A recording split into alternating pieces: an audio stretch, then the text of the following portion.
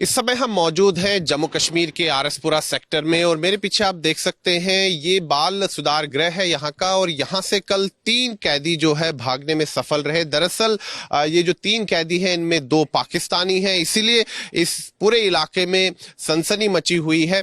दरअसल कल शाम को 5:15 के आसपास यहाँ पर अगर हम देखें इस बाल गृह के अंदर जो 3 कैदी हैं उन्होंने अचानक पुलिस वालों पर हमला किया।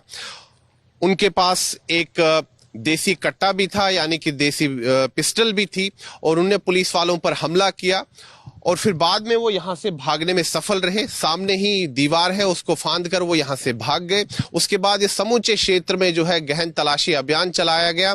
फिलहाल अगर हम देखें तो जो तीनों ये जो कैदी हैं इनका कुछ पता नहीं चल पाया है, लेकिन प्राथमिकता यही है कि इनको जल्द से जल्द जो है पकड़ा जा सके। फिलहाल पुलिस जो है छानबीन करने में लगी है, लेकिन जो सबसे चिंता की बात यह है कि उनके पास बंदूक थी, यानी कि उनके पास पिस्टल थी। वो उनके पास कहां से आई? यहाँ बाल गृह के अंदर जो ये कैदी थे इनके पास पिस्टल आई, देसी कट्टा आया, ये आखिर कहां से आया? ये कई सवाल खड़े करता है। और दूसरी बात अगर हम देखें तो ये जो 3 कैदी यहां से भागे हैं इनमें 2 जो हैं पाकिस्तानी हैं, एक यहाँ का स्थानीय एक व्यक्ति है जो कि एक जिसके खिलाफ कई जो है दर्जन से अधिक मामले हैं, वो एक क्रिमिनल है, वो भी यहीं पर इसी जुवेनाइल होम में ही था। दरअसल जब ये तीनों पकड़े गए थे तब ये माइनर्स थे, और अब अगर हम बात करें तो अभी ये तीनों जो है मेजर है, यानी कि 18 साल से अधिक इनकी आयु है। तो इसलिए सवाल भी खड़े हो रहे हैं कि अगर ये 18 वर्ष की अधिक आयु के थे तो अभी भी इनको बाल सुधार गृह में क्यों रखा गया था? तो इस पर कई सवाल भी उठ रहे हैं। लेकिन फिलहाल अगर हम देखें तो पुलिस इस पूरे मामले की छानबीन में लगी हुई है, साथ ही में तलाशी अभियान भी चल रहा है, क्योंकि आरएसपुरा इलाका जो है ये सीमावर्ती क्षेत्र है, यहाँ पर भारत पाकिस्तान अंतर्राष्ट्रीय सीमा भी है। इसीलिए इस दृष्टि से भी अगर हम देखें तो काफी संवेदनशील है।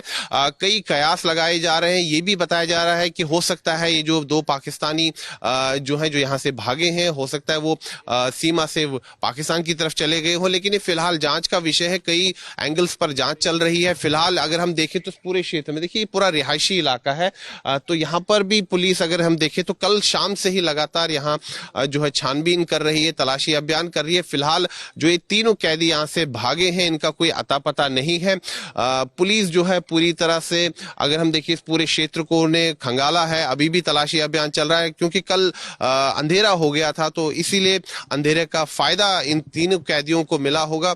लेकिन जो सबसे बड़ी बात है, चिंता की बात है कि आखिर बाल गृह के अंदर जो यहाँ कैदी हैं उनके पास पिस्टल कहां से आई, देसी कट्टा कहां से आया? तो कहीं ना कहीं सुरक्षा की बड़ी चूक हुई है।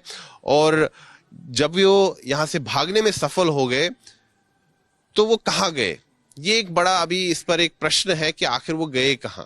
क्या उनके कोई यहाँ स्थानीय मददगार थे जिनकी सहायता से कहीं छिपे हुए हैं, या किसी दूसरे इलाके में भागने में वो सफल हुए हैं? ये सभी जो है अभी जांच के दायरे में है। फिलहाल पुलिस ने इस मामले में जो है संबंधित धाराओं के अंतर्गत जो है एफआईआर दर्ज कर ली है, और साथ ही में इस पर जांच भी चल रही है, उच्च स्तरीय जांच भी चल रही है। कई जो है विशेष टीम्स बनी है पुलिस की, और वो इस मामले की जांच में जुटी हुई है। लेकिन जैसे कि मैंने कहा कि सबसे जो चिंता की बात है कि आखिर जुवेनाइल होम के अंदर जो कैदी हैं उनके पास पिस्टल कहां से आई?